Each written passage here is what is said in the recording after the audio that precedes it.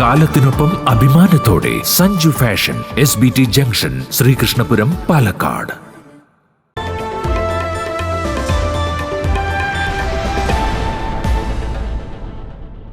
K മുരളീധരനും സന്ദീപ് വാര്യരും ഒരുവേദി. തിങ്കളാഴ്ച നടന്ന ശ്രീകൃഷ്ണപുരം മൾട്ടിപർപ്പസ് സഹകരണ സംഘം പുതിയ കെട്ടിട ഉദ്ഘാടന ചടങ്ങിലാണ് ഇരുവരും ഒരുമിച്ച് പങ്കെടുത്തത്.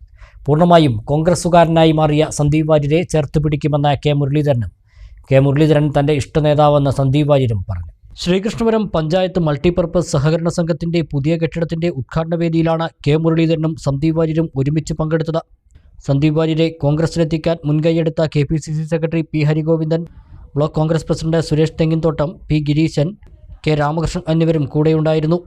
ചടങ്ങിൽ വച്ച് K. കരുണാകരനെ വാനോളം പുകഴ്ത്തിയ സന്ദീപ് വാര്യർ തനിക്ക് ഇഷ്ടമുള്ള രാഷ്ട്രീയ നേതാവാണ് കരുണാകരനെന്നും K. കരുണാകരൻ തീരുമാനങ്ങളെടുക്കാൻ കഴിവുള്ള നേതാവായിരുന്നു എന്നും പറഞ്ഞു. കലൂർ സ്റ്റേഡിയം, കൊച്ചി അന്താരാഷ്ട്ര വിമാനത്താവളം തുടങ്ങിയവ അദ്ദേഹത്തിൻ്റെ സംഭാവനകളിൽ ചിലതുമാത്രമാണ്. 92-ൽ കേരളം സന്തോഷ് ട്രോഫി നേടിയപ്പോൾ മുളകൊണ്ടുള്ള ഗാലറിയായിരുന്നു ഉണ്ടായിരുന്നത്. അന്ന് കരുണാകരൻ പ്രഖ്യാപിച്ചതായിരുന്നു 1 വർഷത്തിനുള്ളിൽ നല്ലൊരു സ്റ്റേഡിയം നിർമ്മിക്കുമെന്ന്. ആനയെയും കടലിനെയും മോഹൻലാലിനെയും K. മുരളീധരനെയും എത്ര കണ്ടാലും മതിവരില്ലെന്ന് സന്ദീപ് വാര്യർ പറഞ്ഞു. K. മുരളീധരൻ എന്ന വാക്ക് കേരള രാഷ്ട്രീയത്തിൽ നിന്ന് മാറ്റി നിർത്താൻ കഴിയില്ല എന്നും മുരളീധരന്റെ നിർദ്ദേശങ്ങൾ സ്വീകരിക്കുമെന്നും സന്ദീപ് വാര്യർ പറഞ്ഞു. രാഷ്ട്രീയ നേതാവ് ഡിസിസീവായിരിക്കാൻ തീരുമാനങ്ങളെടുക്കാൻ കെൽപ്പുള്ളയാളായിരിക്കും രാഷ്ട്രീയം. അതിന്റെ ശരിതെറ്റുകൾ, അതിന്റെ വരുംവരായ്മകളൊക്കെ ചിന്തിച്ചുകൊണ്ടിരുന്നാൽ ഒരിക്കലും ഒരു തീരുമാനം എടുക്കാൻ സാധിക്കില്ല. ആ തീരുമാനമെടുക്കാനുള്ള ശേഷിയാണ് ഒരു ഭരണകർത്താവിനെ മികച്ചവനാക്കുന്നത്, ഒരു നാടിനെ മുന്നോട്ട് നയിക്കുന്നത്. അങ്ങനെയാണ് കലൂരിൽ അന്താരാഷ്ട്ര സ്റ്റേഡിയം ഉണ്ടായത്, അങ്ങനെയാണ് കൊച്ചിയിൽ അന്താരാഷ്ട്ര വിമാനത്താവളം ഉണ്ടായത്, അങ്ങനെയാണ് കേരളത്തിൽ നിരവധിയായിട്ടുള്ള വ്യവസായ സ്ഥാപനങ്ങൾ കെട്ടിപ്പടുക്കപ്പെട്ടത്.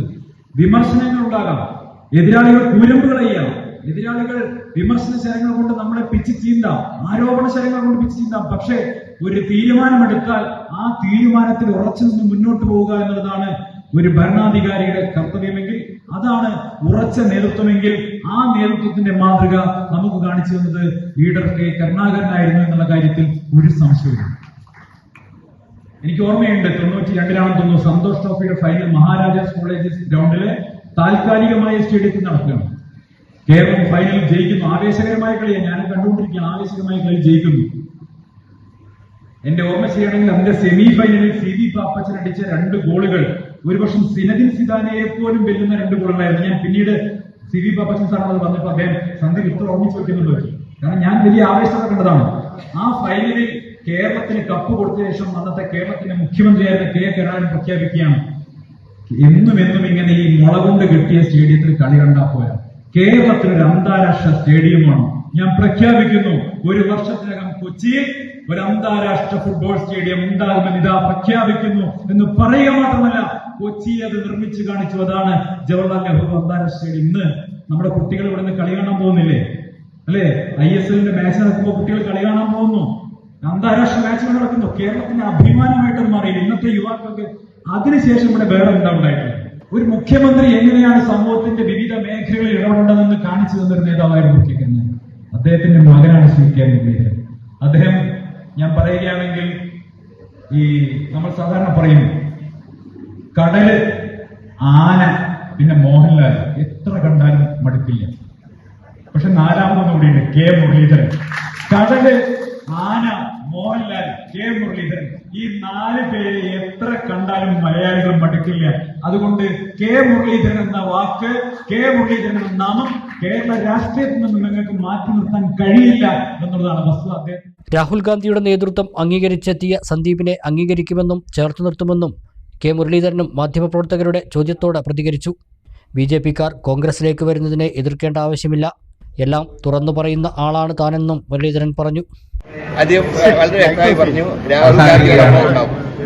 അതാണ് ഞങ്ങൾക്ക് ഏറ്റവും വലിയ അസറ്റ് എന്ന് പറയുന്നത്. രാഹുൽ ഗാന്ധിയോടൊപ്പം അദ്ദേഹത്തിന് ഇനിയുള്ള സേവനം ഉണ്ട് എന്ന് പറയുമ്പോൾ ആ നേതാവിന് ഞങ്ങൾ നൽകുന്ന ഒരു കരുത്താണ്. സന്ദീപ് സ്നേഹത്തിന്റെ കടയിൽ എന്നും ഉണ്ടാവണമെന്ന് പറഞ്ഞു, അതിനെന്തെങ്കിലും ഉപദേശം കൊടുക്കുന്നുണ്ടോ? അത് അദ്ദേഹം എന്നും ഉണ്ടാവുമെന്ന് പറഞ്ഞു. എന്താണ് ഈ സന്ദീപിന്റെ വരവിലോടുകൂടി എത്രത്തോളം ഒരു പ്രതീക്ഷയുണ്ട്?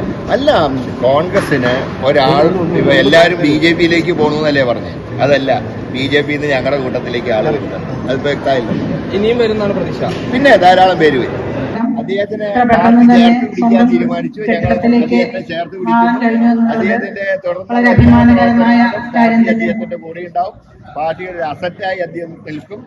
ശ്രീ രാഹുൽ ഗാന്ധിക്ക് അദ്ദേഹം പിന്തുണ പ്രഖ്യാപിച്ചു കഴിഞ്ഞു. അതിൽ കൂടുതൽ ഞങ്ങൾക്കൊന്നും ആവശ്യമില്ല. കാരണം ഇന്ത്യയുടെ പ്രതീക്ഷയാണ് രാഹുൽ ഗാന്ധി. അദ്ദേഹത്തിനോടൊപ്പം നിൽക്കാൻ തീരുമാനിച്ച അന്ന് മുതൽ അദ്ദേഹത്തിനെ ഞങ്ങൾ ചേർത്ത് പിടിക്കും. അതൊക്കെ തീരും. അത് പറഞ്ഞല്ലോ, മറ്റേ ഒരു സംഭവവികാസം ഉണ്ടാകുമ്പോൾ ചിലർക്ക് ചില അഭിപ്രായ വ്യത്യാസങ്ങളുണ്ടാകും. ഞാൻ ചിലത് തുറന്നു പറയുന്ന ആളാണ്. പക്ഷെ ആ തുറന്നു പറഞ്ഞാലും പാർട്ടി തീരുമാനം അംഗീകരിക്കുക മാത്രമല്ല, ഈ സന്ദീപ് വാര്യർ തന്നെ പൂർണ്ണമായിട്ടൊരു കോൺഗ്രസ്സുകാരനായി മാറിക്കൊഴിഞ്ഞു. അപ്പോൾ അങ്ങനെയുള്ളവരെ ചേർത്ത് പിടിക്കേണ്ടത് ഞങ്ങളുടെ ചുമതലയാണ്. അതുകൊണ്ട് തന്നെയാണ് അദ്ദേഹത്തെ ഞങ്ങൾ ചേർത്ത്